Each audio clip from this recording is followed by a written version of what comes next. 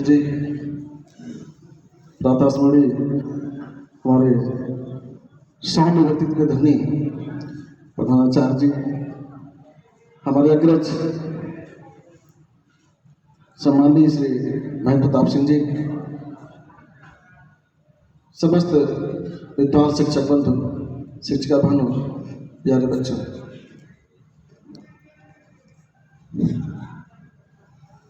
आज 73वें गणतंत्र दिवस के अवसर पर, जो कि हम सबके लिए एक संकल्प का दिवस होता है, आप सबको बहुत बहुत शुभकामनाएं। मार्क ट्वेन के अनुसार भारत कई मायनों में दुनिया से अलग है। यह वह जमीन है जहाँ सभ्यता ने सबसे पहले अपने कदम रखे, परंपराएं सबसे पहले पनपी, सत्य अहिंसा के अमृत का स्रोत भी सर्वप्रथम यहीं से फूटा। लिहाजा इस जमीन को दुनिया का टुकड़ा नहीं बल्कि सांस्कृतिक उपहार कहा जाना चाहिए। अपनी धरती अपनी ही होती है। भगवान श्री राम ने भी श्रीलंका में रहते हुए, जो कि स्वर्णयुक्त थी, उनके विचार थे, यद्यपि स्वर्णमयी लंका लक्ष्मण मेन रोचते जननी जन्मभूमिश्च स्वर्गादपगरीषि। अपने उसी जन्मभूमि का, भारत माँ का मैं हृदय से वंदन करता हूँ। आज गणतंत्र दिवस के अवसर पर हम अपने गणतंत्र के बारे में ही कुछ चर्चा आपसे करना चाहेंगे। इस देश की धमनियों में जीवन भर कर दौड़ती परंपराओं को न्यायपालिका, कार्यपालिका, विधायिका और मीडिया जैसे स्तंभ मजबूती देते हैं। आज ये चीज़ें देश के विकास में जितना अहम है, उतना ही महत्वपूर्ण उन युवाओं के लिए भी है जो लोकतंत्र के इन स्तंभों में कैरियर की मजबूती ढूंढ रहे हैं। ऐसे में यदि आप भी देश निर्माण की परंपराओं में हाथ बटाना चाहते हैं तो यह चेत सुखद संभावनाओं के स्रोत बन सकते हैं। विधायिका यानी संसद, राज्य विधानमंडल देश में शीर्ष निर्णयकारी शक्तियां हैं। माना जाता है कि देश के गणतंत्र की प्रमुख निशानी विधायिका यदि अपनी जिम्मेदारियों का भरपूर निर्वहन करे तो देश की चौमुखी प्रगति तय है। प्रगति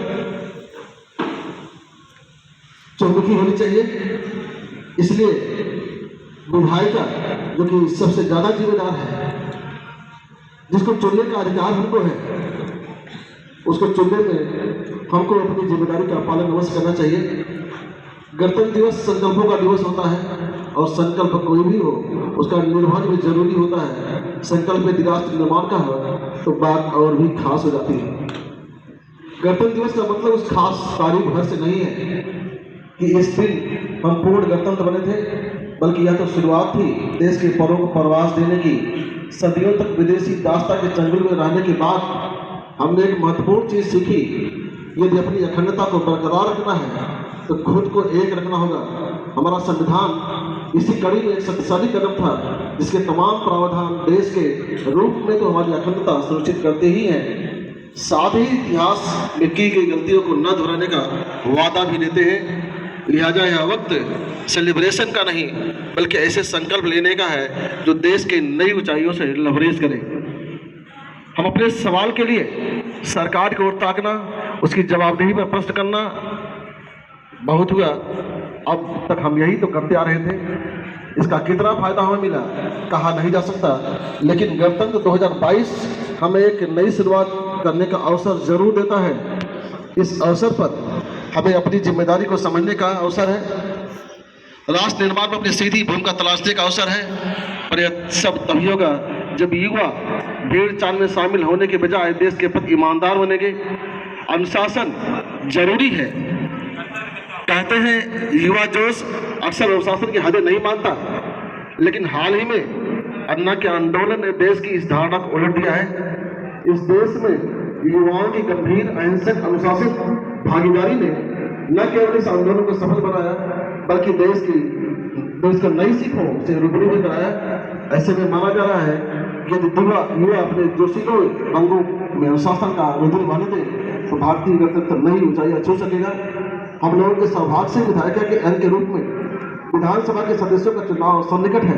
हम सभी का कर्तव्य है कि अभी कल मतदाता के रूप में लिए गए शपथ के अनुरूप निजी स्वार्थों के परित्याग कर पूरे देश के विकास को समर्पित सदस्यों का चुनाव करने का संकल्प लें। जय हिंद, जय भारत।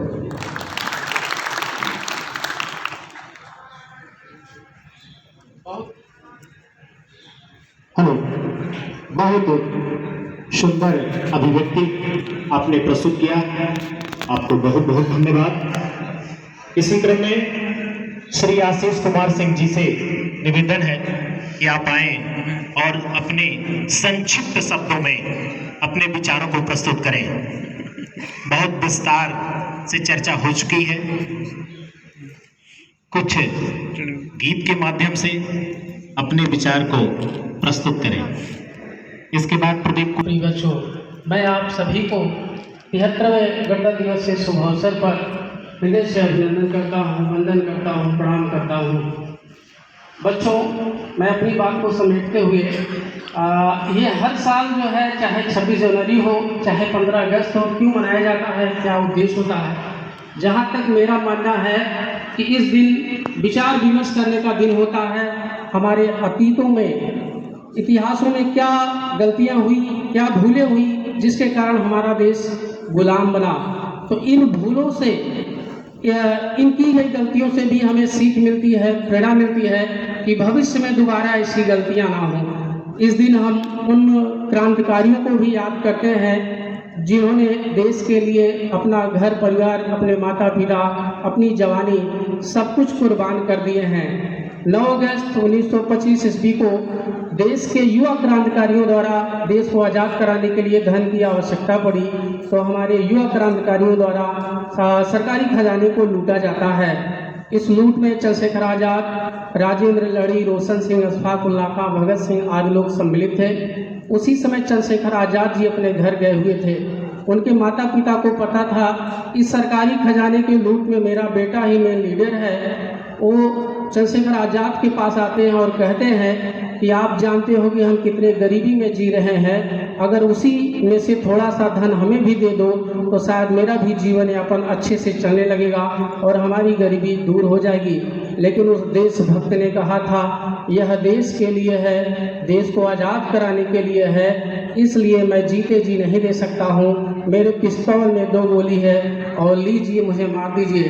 तो ऐसे ऐसे देशभक्त थे जिनके लिए देश ही सर्वोपरि था, जिनके आगे माता पिता का प्यार दुलार भी उन्हें झुका नहीं पाया। तो इन क्रांतिकारियों को भी हम याद करते हैं ताकि भविष्य में दोबारा अगर कभी ऐसी स्थिति पैदा हो तो हर घर में सुभाष चंद्र बोस, चंद्रशेखर आज़ाद, भगत सिंह आदि जैसे लोगों का होना आवश्यक है। आज भारत सरकार सुभाष चंद्र बोस की मूर्ति का नई दिल्ली में अनावरण कर रही है ताकि आने वाली पीढ़ियां उनका अनुसरण करें, उनके कर्तव्यों के अनुसार हमारी युवा पीढ़ियां उनसे प्रेरणा ले। इसलिए जो है ये मूर्ति का अनावरण किया गया है।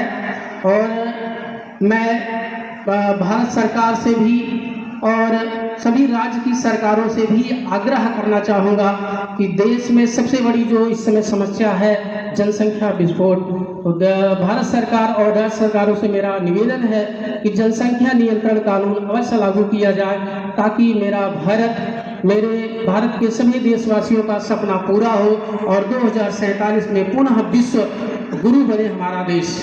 इसलिए मैं इसी पे 1-2 लाइन सुनाकर अपनी वाणी को विराम देना चाहूँगा।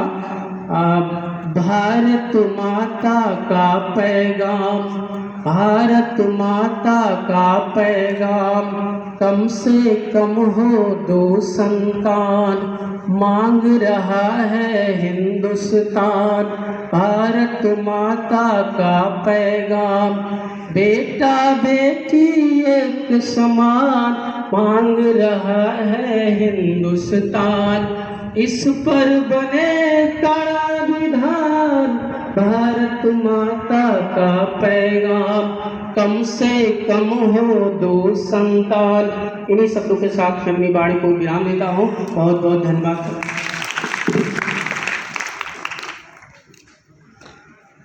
बहुत अच्छा, आपने बहुत ही सार गर्भित संक्षिप्त शब्दों में अपनी बातों को रखा, इसके लिए आपको बहुत बहुत धन्यवाद।